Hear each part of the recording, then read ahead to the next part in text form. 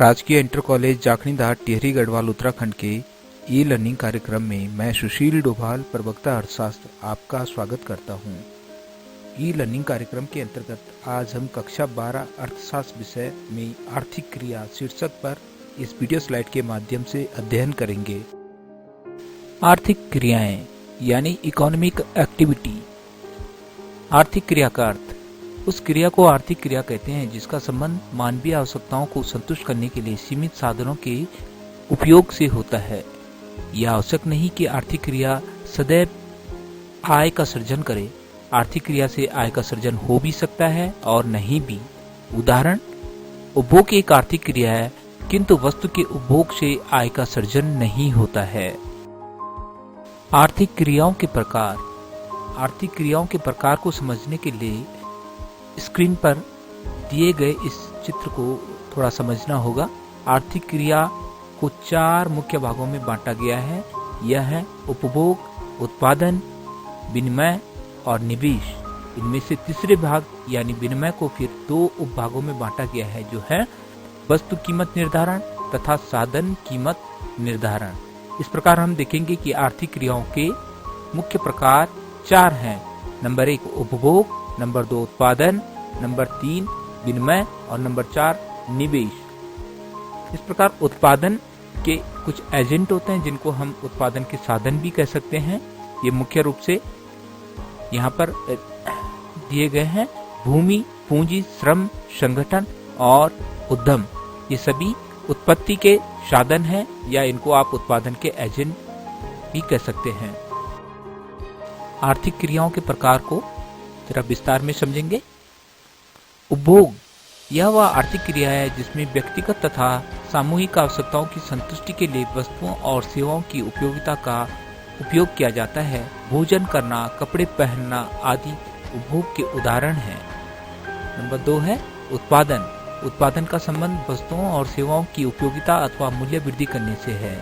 उदाहरण के लिए दर्जी द्वारा कपड़ा काटकर सिलना तथा बढ़ई द्वारा लकड़ी से कुर्सी, मेज आदि तैयार करना उत्पादन के अच्छे उदाहरण हैं।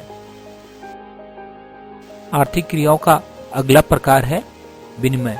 विनिमय वह क्रिया है जिसमें किसी वस्तु या उत्पादन के साधन का क्रय विक्रय किया जाता है और क्रय विक्रय का माध्यम मुख्य रूप से मुद्रा होती है। विनिमय की इस क्रिया को कीमत निर्धारण भी कहते हैं। इसे 2 भागों में बांटा जाता है। पहला है वस्तु कीमत निर्धारण। इसका संबंध बाजार की विभिन्न दशाओं जैसे पूर्ण प्रतियोगिता, एकाधिकार और अपूर्ण प्रतियोगिता से है। और दूसरा है साधन कीमत निर्धारण। इसका संबंध उत्पादन के विभिन्न साधनों के कीमत निर्धारण से है। आर्थिक क्रियाओं के अंतर्गत आर्थिक क्रियाओं का जो चौथा प्रकार है वह है निवेश। निवेश वह आर्थिक क्रिया है जिसका संबंध भविष्य में वस्तुओं एवं सेवाओं के उत्पादन के लिए पूंजीगत वस्तुओं के उत्पादन करने से है। निवेश के द्वारा मनुष्य की आवश्यकताएं अप्रत्यक्ष रूप से संतुष्ट होती है। उदाहरण के लिए वॉशिंग मशीन का उत्पादन निवेश है। पुनरावृत्ति के रूप में हम देखेंगे आर्थिक क्रिया। उस क्रिया को आर्थिक क्रिया कहते हैं जिसका संबंध मानवीय आवश्यकताओं को संतुष्ट करने के लिए सीमित साधनों के उपयोग से होता है। यहाँ पर ध्यान रखना होगा, आय का सृजन करने वाली सभी क्रियाएं आर्थिक क्रियाएं हैं, किंतु सभी आर्थिक क्रियाएं आवश्यक रूप से आय सर्जित करने वाली क्रियाएं नहीं होती हैं। उदाहरण के लिए उपभोग एक आर्थिक क्रिया है लेकिन इसके द्वारा आय का सृजन नहीं होता है। आर्थिक क्रिया के प्रकार। आर्थिक क्रिया के मुख्य रूप से 4 प्रकार हैं: उत्पादन, उपभोग, विनिमय और निवेश। यहाँ पर विनिमय को 2 भागों में फिर बांटा गया है, वस्तु कीमत निर्धारण तथा साधन कीमत निर्धारण।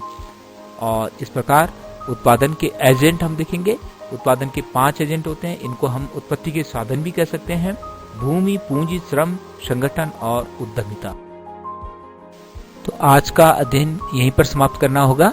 अर्थशास्त्र विषय से संबंधित इसी तरह के कुछ उपयोगी नोट्स मेरे वेब पेज हिमवंत पर उपलब्ध हैं, जिन्हें आप www.himwantlive.blogspot.com पर क्लिक कर देख सकते हैं।